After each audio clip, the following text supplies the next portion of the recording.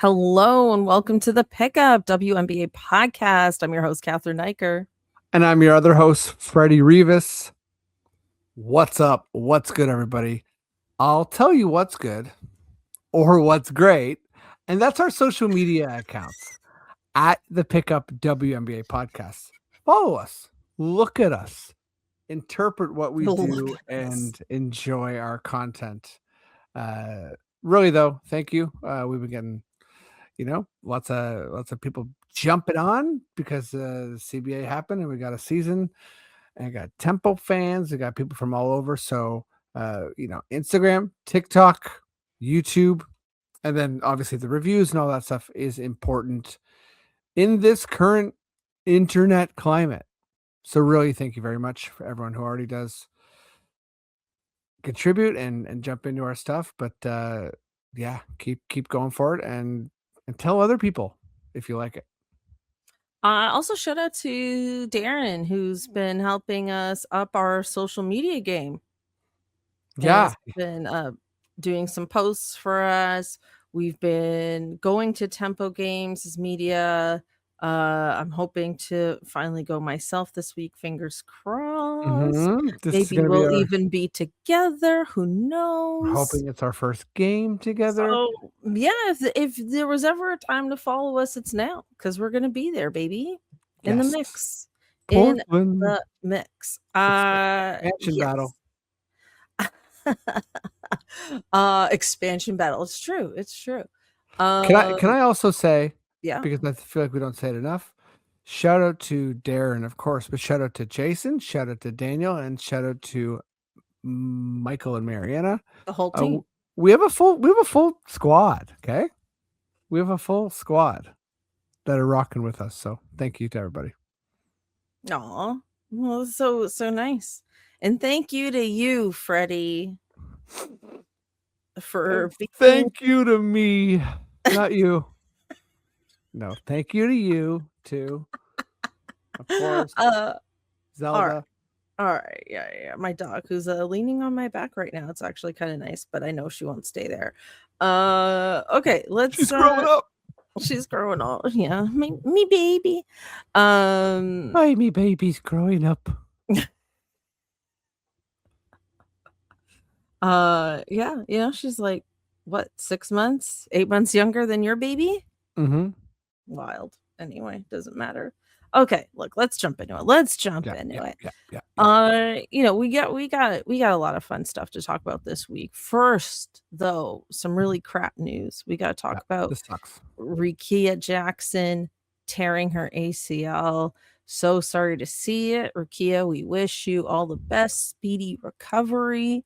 Hope to see you at the top of next season. All of that. She seemed like she was a really good fit in Chicago. They're 3-1. Well, hey, one of my hot takes. Remember? Yes, Chicago's actually going to be better than what people think. And this is a huge blow for the team.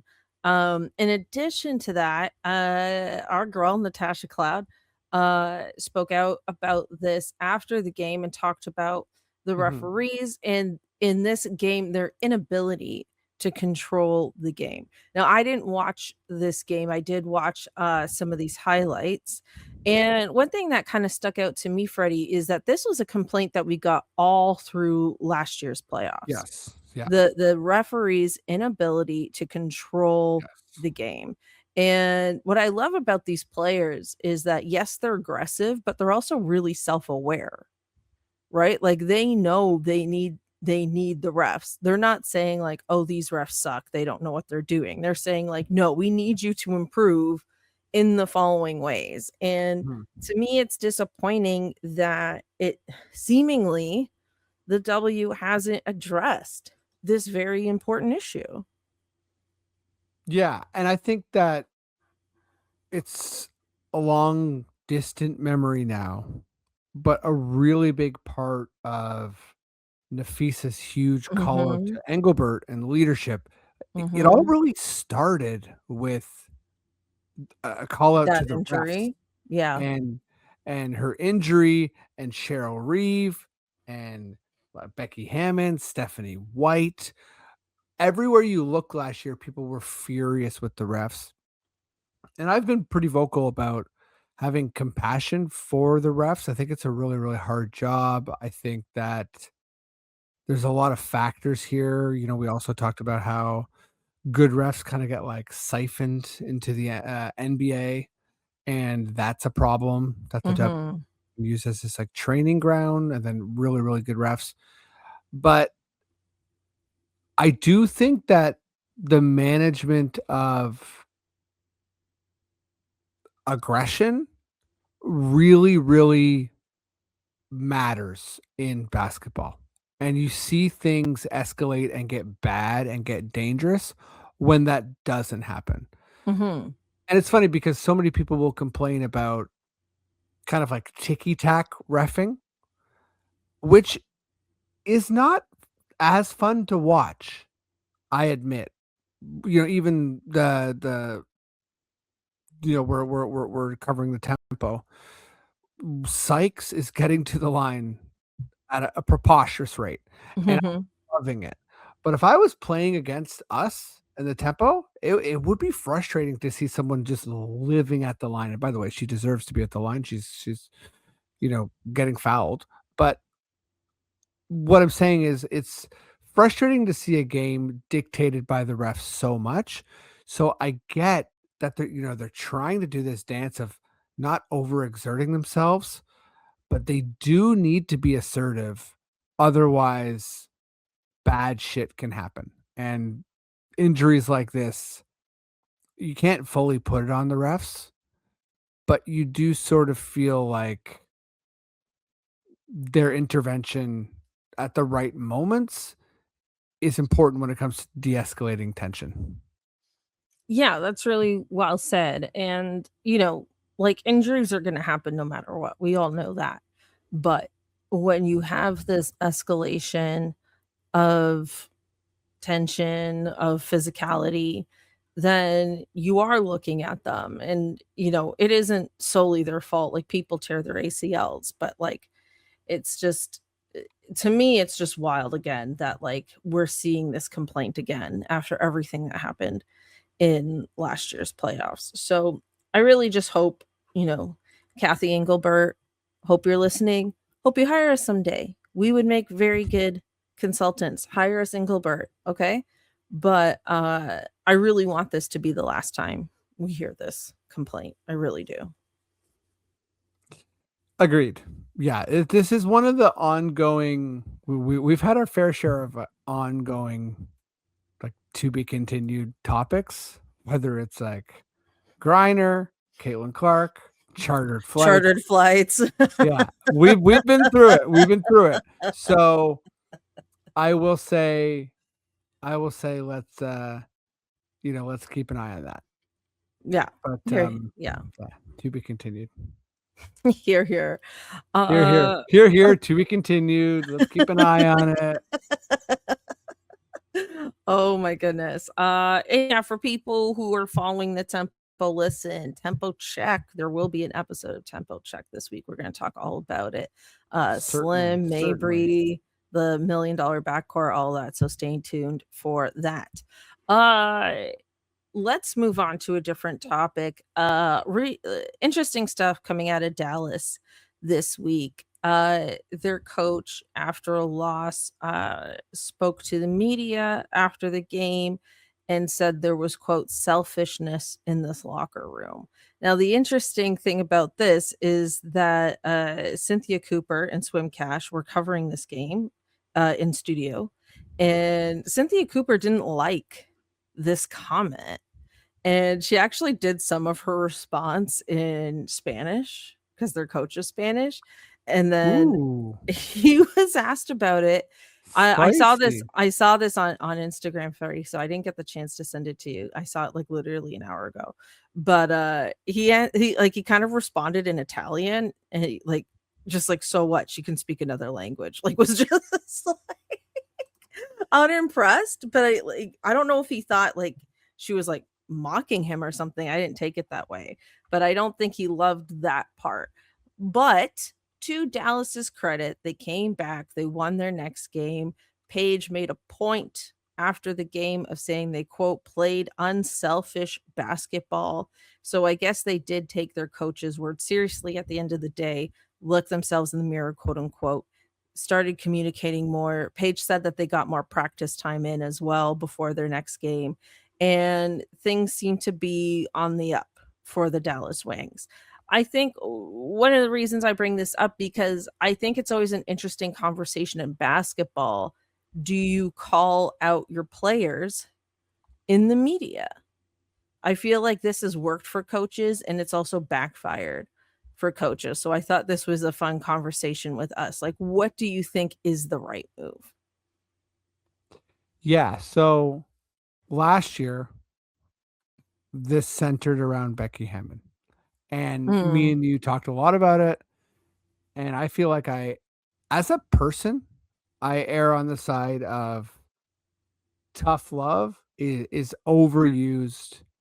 And I'm not crazy about the word lazy, but I think that often there's this default like tough love is like, yeah, that's the way you got to do it. It's like, I think you're just not involved. And I think that you're not trying hard enough as the teacher, the parent, the coach, whatever it is. And that's my general philosophy. Mm. That said, I'm wrong a lot. And this this podcast, you could go through holy shit. Like if we did some dance of going through like Okay, tapes, Freddie, but that's right? not the point. That's not the point. But I guess for this scenario, my point is that I was really wrong about Becky Hammon last year because she came out hard in the media about her players, and their response was to go on a historic winning streak that turned into a pretty dominant championship run. So she knew what button she's pushing. Although I will take this quote from one of my favorite NBA players, Kevin Garnett, when he was talking about a Jimmy Butler scenario, and say this: he doesn't have the juice. This Oh. Fernandez guy has been coaching for 7 months. So, I mean, maybe he does have the juice. They responded. So I think if it's tough to know when you're not in the room, right? So he decided to do this very early in the season, and AZ had a big game. Becker's had a big game. I don't know. Seems like it's like the early returns are good, but yeah, it's not my style. Yeah, I hear you. I mean, first of all, Freddie, I think you're being a bit hard on yourself when it comes to the whole Becky Hammon situation. Like, you're only criticizing yourself in hindsight. Like, we and everyone who follows the league had every right to criticize the Aces at the time that we did. You know what I Mhm. mean? Like, we weren't wrong. Like, they responded, which is amazing, and it speaks volumes to their legacy as a whole, but we weren't wrong to say in the moment. You know what I mean? Like, Mhm. Mhm. I don't think it's necessarily fair for you to say that you're wrong. You know, like, you didn't know they were gonna turn things around, but like you said, it was also historic, the level that they turned things around. So we can't necessarily predict, like, historic things happening. So, I mean, that's an aside, but, like, I just wanted to say that to say that. Yeah, that's fair. And I think to get into the nitty gritty of it, what bothered me about the Becky Hammon thing way back when, and I'm just looking at her quote, it's after a blowout to the Fever. Minnesota, right? Oh, Well, no, to the Fever? but yeah, they were blown out to Minnesota, but this was the Fever. The quote was after the Sure. Fever game. One of the worst games I've ever seen. Uh, Complete lack of professionalism, poor effort, and yeah, they were hustled in the paint.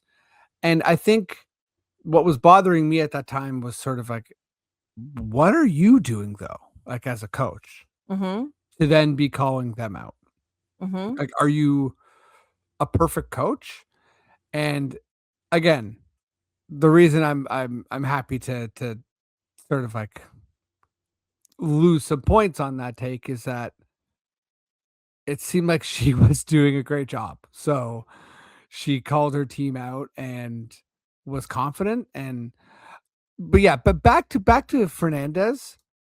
It's early in the game to really kind of go at your team in this manner, but we'll see. We'll see, because I think if he's got the buy-in, if that's how Beckers wants to be coached, then I think the rest of the team's going to follow suit, sort of, right? Mhm. Mhm. I mean, I saw that the Sparks coach, Lynn Roberts, also called out her team really early this season to start. And she particularly called out Cameron Brink. Now I'm trying to pull up her latest She did. numbers. She did, yeah. You And might be actually, faster at that, Freddie, than me. I'm trying to do it, but, like, the Sparks like, I don't know if Cameron specifically has improved, but the she Sparks did respond well. themselves Yeah. she did respond well. Well, that's great, but She did the respond well. team itself is struggling. Like, I'm looking Mhm. at the Sparks, and I'm like, "What is going on with this team?" Like, I mean, that's gonna be a topic for a different day, but the Sparks are having a really rough start considering what their expectations were going into the season. Yeah, okay, so check this out. Cameron Brink was called out after game 1, right? So just 8 minutes, and there was reference to her not earning those minutes, right? So, first game, 8 minutes, 0 points, 3 rebounds, no other stats. Since then, she's averaged about like 17 and a half minutes a game or so, but 11, 5, 1, 1, and 3 blocks. Uh, Next game, 10 points, 3 rebounds, 1 assist, 1 steal, 1 block. And then the last game was 7 points, 2 rebounds, 2 assists, 2 blocks. So I think my conclusion from this conversation is athletes, I mean, our evidence in the W is that players seem to respond fairly well Mhm, mhm, from a performance perspective. mhm. Yeah, I mean, definitely, like, I think because it makes the call out makes it like they have to respond publicly as well. Otherwise, Mhm. it's like an embarrassment for them. I think that's the angle, which I think is generally okay. But also, like, in this instance, it's like you called out a player on the first game with Cameron, but now you doubled her minutes, so obviously her productivity is going to increase, and if it That's didn't, true. that would be a really bad sign, right? Meanwhile, the rest of the team is still struggling for the most part, so I don't know what's gonna happen there, but, yeah, interesting stuff to start off the season. I thought that would be a fun thought experiment for us Can I add too? I think there's a difference between calling out an individual player and a and the whole team, team. and I Mhm. think I'm way more okay with a team call out. Than a player call A out. player call out seems tough, Mhm. you know? And I We mean, let's like be people's feelings. I know, we're a feelings pod. And, like, yeah, we're a feelings pod, and also there's a part of me that's kind of thinking, Cameron Brink was injured all last year, like, chill out, it's all good, you She had know? an ACL tear and came Yeah, back, you like, know what mid you know last what I mean? season. No worries, like, it's like, I'm just happy that she's healthy, and, Yeah. I think, like, what getting to watch her play, because the Tempo played Sparks 2 times in a row, like, Mhm. she looked good, like, she looked Yeah. good, like, just no, honestly, I'd take Cameron Brink on my team. She's on my fantasy team. Shout out Yeah. blocks. Shout out blocks, baby. Yeah, but if you know anything about the Tempo, we don't do +6'3" players. If you're 6'3" and up, you're not welcome on that our squad. All right. On that note, Freddie, badass player of the week. Okay, badass player of the week, let's do it. Ba-ba-ba-bow. Ba-ba-dow. Do-do-do. Do do do do. Okay, who do we got? Who do we got? Well, I'm ready. Go for it. We were just talking about this before the podcast, and we have different metrics, etc. And I think I've decided this year that I like doing some stat digging, but if I'm not going to give players of the week just for the fun of highlighting different Having a players. different person each week. So I did Angel last week. And with that said, she's going to grab this award pretty early for me, obviously. But we're going to do Asia Wilson. So the Aces, they got blown out at home on the ring night. And they've just been cooking. And she's been cooking and having fun. 29 points. 64% from the field. Whew. She is okay, this is crazy. Oh, she doesn't take a lot of threes, but 1.33 attempts, 100% from three. I was like, what the hell? But this is stats from the last 3 games. Nearly 7 rebounds, 2 assists, almost 3 turnovers, and then 2 blocks. So just wildly dominant Asia Wilson. That's just it's pretty unfair to have a player play like that. It's absolutely wild. I feel like people more and more are debating if she's the actual like WNBA GOAT. That they should be. That yeah, it's fun. To me, she was already close to the GOAT, and then last year officially entered the chat. Yeah, it's fun that she's in that chat. I agree. So for me, player of the week this week, I'm going with Alicia Gray. This past week, she has averaged 25 points and 7 rebounds. You'll love to see it. 42% field goal shooting, which is okay, could be a little better, but pretty solid. Her plus minus is 7.7, which I think is a pretty solid plus minus. She's doing it all with glasses and braces. Okay, you love to see that too. Take care of your health, everybody. And I love her. She's just so fun to watch. And I'm excited every time I watch the Dream. I'm more and more excited by what they can do. So Alicia Gray, there you go. Alicia Gray, hello, congratulations. Well you got a shout out, I guess. Anyway, Freddie, FFQ time. Yeah, FFQ. So I've seen a couple tunnel moments recently where someone is coming in, the camera's on them, they're having their moment, their fit, their walk, their runway, and another player from the team will come in and then like kind of like be like, shit, I'm ruining their moment, and kind of like fade in the back in usually a pretty funny way. Most recently, Kia Nurse did this. Like she came in and was like, whoops, and then sort of like just like faded into the background. So that is that makes me think, Cathryn, have you ever like stepped into someone's, big moment or almost taken their shine away? And if so, how did you step out of it?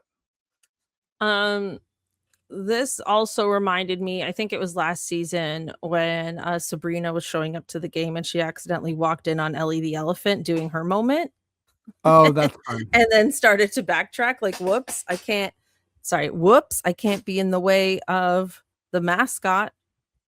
Can't do that. Can't do it. I'm trying to think, because honestly, like I'm not the kind of person that steps into other people's spotlight, generally speaking. And when people have done it to me, like in like a photo bomb or something, I'm pretty tall, my hair's pretty big, and a little part of me still gonna stand out. So there's that. But one example I can think of, which is not intentional, it's very unintentional. Sure. Is when I am like push someone down the stairs and get in their moment.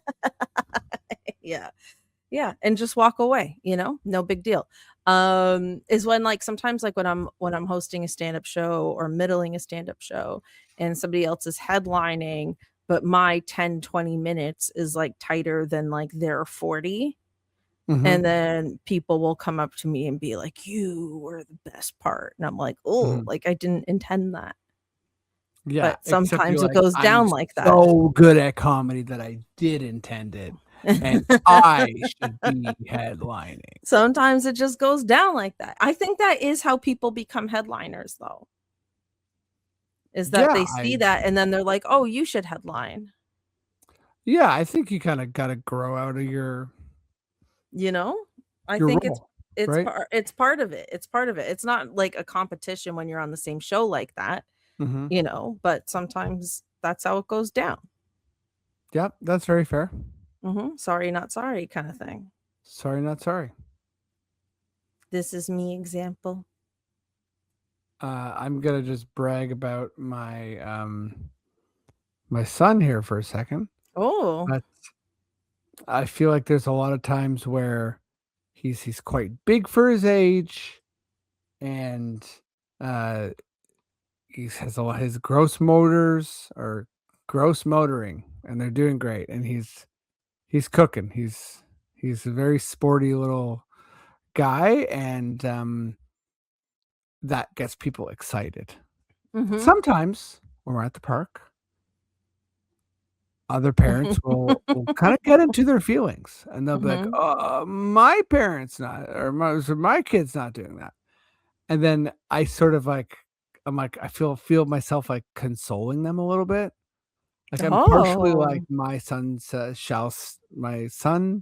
shall shine, and I'm not gonna take away his shine, but at the same time, like, "Hey, parenting's hard. You didn't choose the temperament of your child. Like, it's all good. Everyone's developing." Like, yeah, here you go. That's what I say. We all develop at a different in our own timelines. That's like Whoa, the cadence of your voice changed when too. I say that, that's basically me saying, I don't want my son to see walk all over your son, but But he will. he shall. And it's all good. Your son's all right, but my son's popping. So, you know what I mean? Is this on, like, a Fisher Price basketball court? Like, they're trash talking? Running Uh, no dribbling? Yes. Yeah, exactly. No dribbling whatsoever. No, he's not in sports or anything. Just kind of like, whether he's like he's climbing things and he's just doing stuff and I he started walking really young and you know, listen, Oh, that's kind of exciting, though. it is. And It he's is. tall? He's quite tall. He's huge. And Are you gonna put a basketball in his hand? yeah, he's already obsessed with basketball, baseball, soccer. Oh. Just a funny side note, people will often see him and then be like, "Wow, he's tall," or "He's big." And I'll be like, "Yeah, yeah." And they'll say, "Well, you're tall," to me. Mhm, And I am tall, but I'm mhm, not very tall. I'm mhm. like just, right around 6'1". And I think what they don't realize is that his father-in-law is like 6'5", 6'6". Oh. So he's the height is like it's like I'm not small, my partner's not small, but he does sort of like her side's kind of that like they're German American giants. So, Yo. you know, Little Mo Wagner on your hands here. Mo Wagner, could be Franz, Could be Franz. could be Mo, could be Franz, Franz, we never know. could Are be you Statue, Franz? Or are you could be Mo? Niara. You don't know. Hoping for Franz, might be Mo, Yeah. but not bad either way, I think. Either way, you got a Wagner. Is that gonna be a song?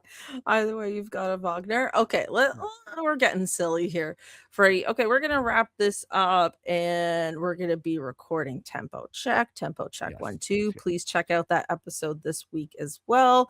We're gonna be covering everything to do with this $1,000,000 backcourt. You know what's up. And thank you again for listening. Please like, follow, all that good stuff. Leave a review, tell your friends. We're gonna be media at games So check out our social media for exclusives that will not be on the podcast. Yes. So thank you again, and we'll catch you next time. Catch you next time. We're Wagner's. Okay, bye everyone.